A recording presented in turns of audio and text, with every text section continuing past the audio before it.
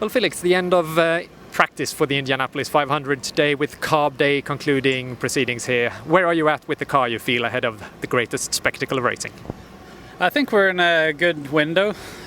We actually felt in the window pretty much all month. Just kind of fine-tuning a little bit today. New engine today, so the car's been taken apart, put back together. So you just want to make sure everything is kind of in the window with ride heights and the car build and everything.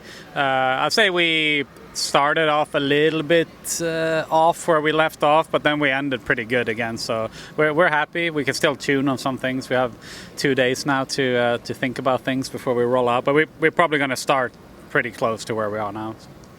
And with everything that you've learned over these last 1.5 weeks of practice and qualifying, what sort of race do you expect this edition of the Indy 500 to be on Sunday? Yeah, it's an interesting one with the weather for sure. If it's going to start raining, how long, how it's going to impact the race and the length of the race. Because it could be that let's say, if you only run 101 laps, then they're probably not going to start it again. But let's say they run 120 laps and then it starts raining. Then it could be an awkward finish where you maybe just done a pit stop and now you're in the back of the field and, it starts raining and you're done. So I think there's going to be an aspect of luck with it if rain is, influencing the race. But I guess you're just going to hang up front and maybe try to save some fuel. But provided the rain does stay away and this becomes a proper dry race, what kind of race do you expect this to be? Do you want to lead this from the front? Do you want to fall down into the pack this year? And what kind of race do you expect? No, I think you always want to hang near the front. You want to save as much fuel as you can. That's been the trend here the last 3-4 years.